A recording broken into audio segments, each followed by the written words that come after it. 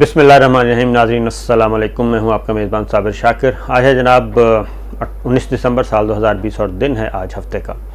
आज आपसे कुछ ख़बरें शेयर करते हैं। ख़बरें ख़तरनाक हैं ज़रा, और सबके लिए ख़तरनाक नहीं, कुछ लोगों के लिए तो बहुत ही ज़्यादा ख़तरनाक हैं, क्योंकि उनके गिर्द जो है वो मामलात थोड़ा सा शिकंजा टाइट हो गया है।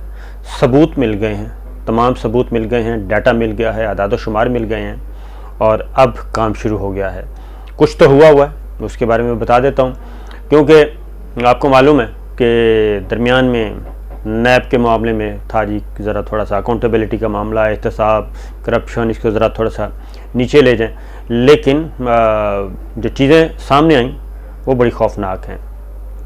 आपको मालूम है कि इस वक्त मौलाना फजलुर रहमान साहब को नोटिस इशू हो गया है। शहबाज शरीफ साहब 25 अरब रुपए के मज़ीद, शहबाज शरीफ साहब, हमजा शहबाज जो है मज़ीद 25 अरब रुपए के मामलात में तफ्तीश हो रही है, और उनसे FIA की टीम ने जेल में जाके तफ्तीश की।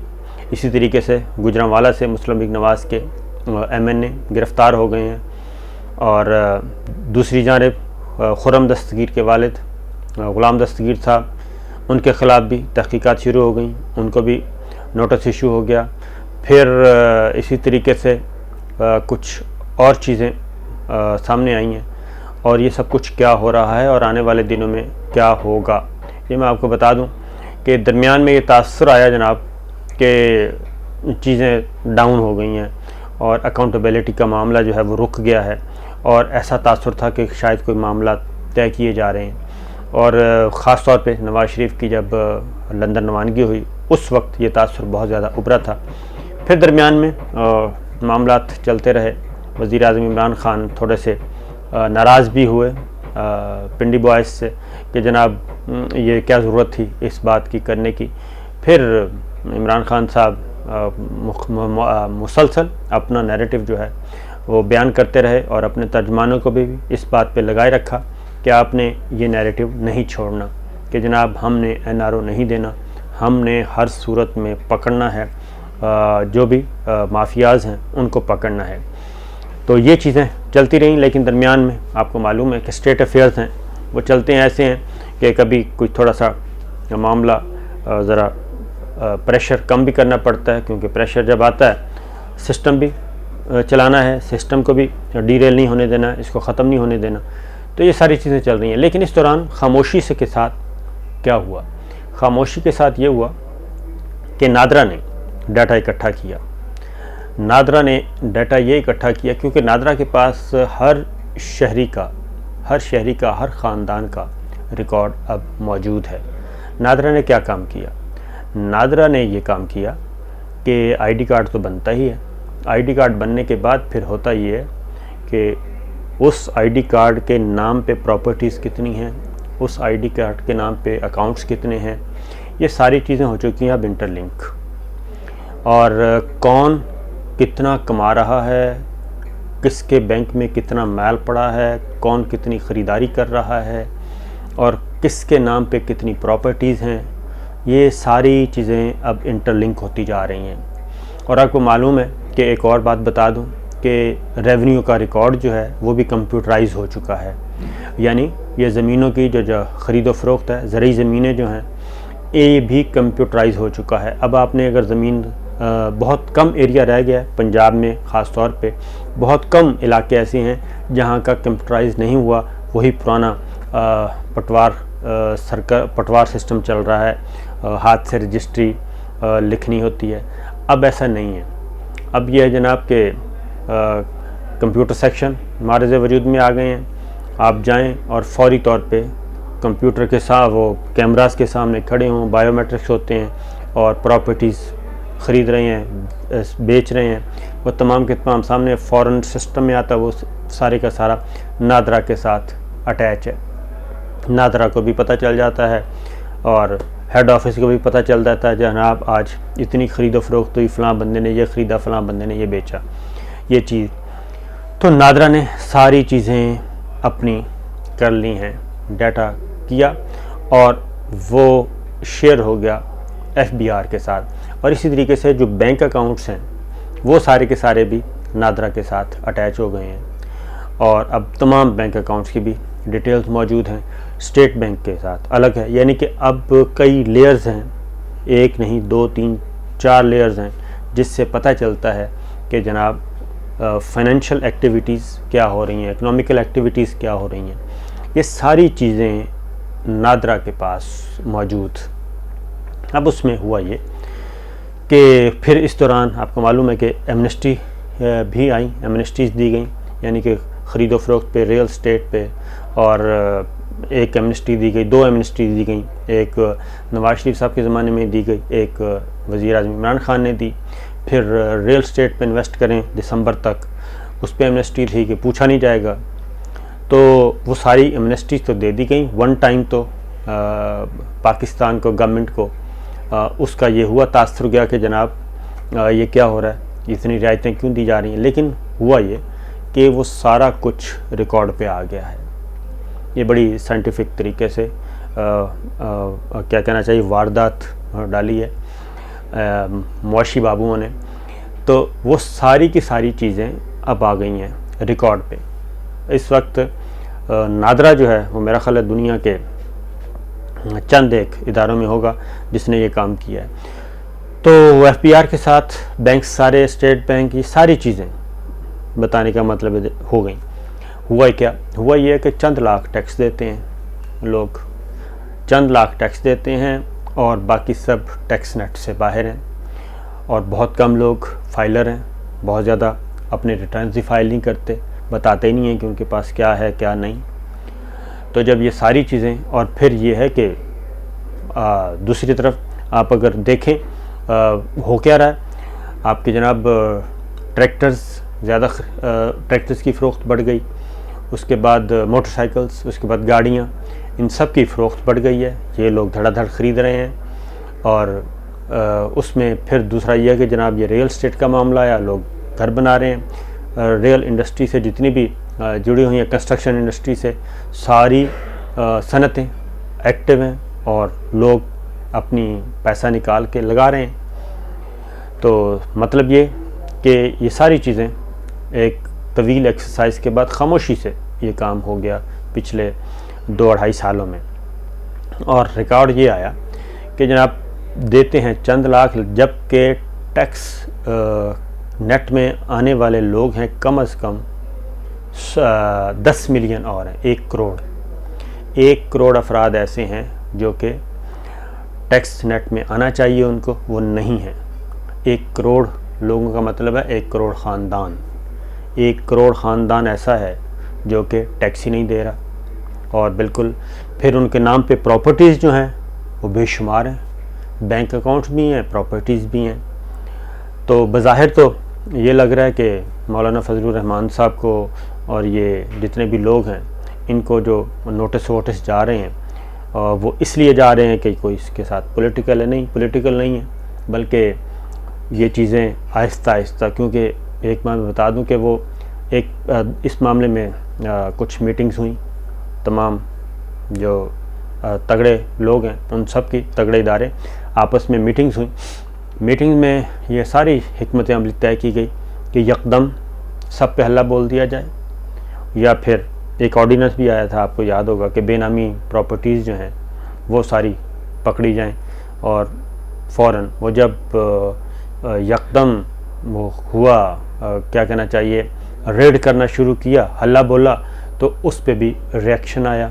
उस पे ये रिएक्शन आया कि जनाब बिज़नेस कम्युनिटी जो है, ताजर बिरादरी, बड़े बड़े सनतकार, वो सारे के सारे आ गए मैदान में। उन्होंने पहिया जाम कर दिया अपने तौर पे मईशत का, और उन्होंने कहा जी ये तो हो ही नहीं सकता। Fake account case, money laundering case, टीटीज़ लगवाना, ये सारी वो कहते हैं जनाब ये कवानीन तो मौजूद हैं कि आप बाहर से जो भी पैसा आएगा आपसे पूछा नहीं जाएगा। तो ये बाहर से जो पैसा आ रहा है वो हमसे क्यों पूछा जा रहा है, जबकि वो तो एक जेन्युइन अमाउंट आए तो है ना। ये नहीं है कि यहाँ से आप बाहर भेजें अनफेयर मीन से और फिर वाइट मनी करके उधर से मंगवा के कहें हमारी मनी वाइट हो गई, जो कि साइकिल जो मिल रहा है, मनी ट्रेल मिल रहा है, वो इधर से जा रही है, दूसरे हाथ से वापस आ रही है और इसको वाइट किया जा रहा है। मनी लॉन्ड्रिंग इसे कहते हैं। मनी लॉन्ड्रिंग का मतलब क्या है कि लॉन्ड्री किसे कहते हैं जनाब, कपड़ों को धुलवाते हैं जो, उसको लॉन्ड्री कहते हैं। धोबी, जदीद तरीन जो धोबी हैं, और जो भी बड़े बड़े ड्राई क्लीनर्स हैं वो क्या करते हैं, उनको इसीलिए लॉन्ड्री बोलते हैं कि गंदे कपड़े भेजते हैं हम और धुल के मशीन में जाते हैं, धुल के वापस आते हैं तो साफ़ हो जाते हैं। तो मनी लॉन्ड्रिंग भी यही है कि 2 नंबर दौलत एक हाथ से गई, दूसरे हाथ से वापस आई और वो वाइट हो गई जनाब, वो साफ़ हो गई। तो ये सारी चीज़ें रिकॉर्ड पे आ गई थी। 1 करोड़ लोगों का रिकॉर्ड, 1 करोड़ ख़ानदानों का रिकॉर्ड नादरा के पास आ गया, नादरा से FBR के पास चला गया, और स्टेट बैंक्स और तमाम जितने भी कमर्शियल बैंक्स हैं उन तमाम अकाउंट्स आ गए, और उनमें पड़े हैं जनाब अरबों खरबों रुपए की प्रॉपर्टीज़ का लेन देन हो रहा है। जहाँ भी चले जाएं लंबी लाइन लगी होती है। तो ये जब सारी चीज़ें आ गई तो उसके बाद क्या हुआ, उसके बाद ऐसे लोग भी आए जिसको बेनामीदार कहते हैं। बेनामीदार क्या होता है कि मेरी प्रॉपर्टीज़ मेरी हैं, लेकिन मैंने ड्राइवर के नाम पे, अपने कुक के नाम के, अपने पियन के नाम पे, इसी तरीके से बड़े बड़े सनतकार, ये जैसे शहबाज शरीफ साहब एंड कंपनी, उनके जो आए हैं वो भी मुलाजमीन के नाम पे अकाउंट खुले हुए हैं। 30,000 रुपये तनख्वाह है, लेकिन उनके अकाउंट्स में आ रहे हैं अरबों रुपया आ रहा है और जा रहा है। यही काम उधर हुआ था, जरदारी साहब के साथ हुआ था। FIA ने जो पकड़ा, ये सेम केस है, जरदारी साहब वाला भी, शहबाज शरीफ साहब वाला भी, same case, same strategy, same जो बिज़नेस मॉडल है सेम है। तो ये हो रहा था। तो वो सारे बेनामी इसी तरीके से इधर रुख किया मौलाना की तरफ। तो KPK से भी ऐसे बहुत से लोग जो टैक्स नेट में नहीं हैं और बिल्कुल नॉर्मल लाइफ है, लेकिन उन पे नाम पे प्रॉपर्टीज़ जो हैं वो करोड़ों रुपए की हैं, और टोटल जमा करें तो ये अरबों और खरबों रुपए सारों की बन जाती हैं। इतनी प्रॉपर्टीज़ हैं, और वो ना रिटर्न्स फाइल करते हैं, ना टैक्स देते हैं, ना टैक्स नेट में हैं, और वो एंजॉय कर रहे हैं। तो जनाब ये अब आहिस्ता आहिस्ता, पहले था ये यकदम हल्ला बोला जाए, वो मैंने आपको बता दिया, वो पॉसिबल नहीं हुआ। फिर रियायतें देनी पड़ी और नैब को कहा गया, FI को कहा गया ज़रा हौला रखें। तो अब जो है वो है कि अब जनाब टन बाय टन एक एक करके सब पे हाथ डालें और इनको ज़रा लेके आएँ और टैक्स दें। नोटिस इशू होगा और उनसे पूछा जाएगा, क्योंकि पता तो करेंगे। अब वो ऐसा भी है कि ये लोग किसके साथ अटैच हैं। अब ये बेनामीदारों का जो मामला है वो इस तरह भी पता चलता है। इनका तो बड़ा आसान था, शहबाज शरीफ साहब का और जरदारी साहब का, कि वो मुख्तलिफ ओमनी ग्रुप जिसे कहते हैं। इनका क्या था, इनका तो आसान था कि जनाब इन्हीं के यहाँ मुलाजमीन हैं, वो ID कार्ड से सारा डाटा निकला है कि एक ID कार्ड, इस नंबर का, इस नाम का ID कार्ड आप डालें तो वो सारा बैंक से सारी डिटेल्स आ जाती हैं। तो जब ये सारी एक्टिविटीज़ शुरू की गई, बड़ा मेहनत तलब काम था लेकिन हो गया, और अब ये सारी चीज़ें शुरू हो गई हैं। तो इधर रुख किया गया। तो मौलाना फजलुर रहमान साहब तो सिर्फ़ एक हैं, उनको सिर्फ सवालनामा भेजा गया है, और सवालनामा भेजा गया जनाब 26 सवाल हैं, और 24 दिसंबर का टाइम दिया गया है। आज 19 दिसंबर है, 5 दिन का।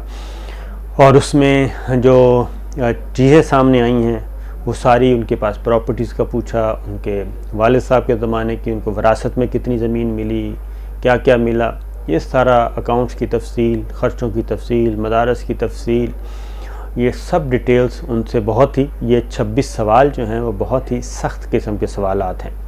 उनमें से कुछ तो मैं समझता हूँ कि शायद इर्रेलेवेंट हों, जो कि मौलाना मुफ्ती महमूद साहब की हद तक वो तो नहीं है। हाँ, इनसे यही पूछा जा सकता है कि आपको विरासत कितनी मिली, लेकिन ये पूछा जाए कि जनाब मौलाना मुफ्ती महमूद साहब की प्रॉपर्टी कितनी थी, वो तो ज़ाहिर है अब कहाँ से वो सारा रिकॉर्ड लेके आएंगे।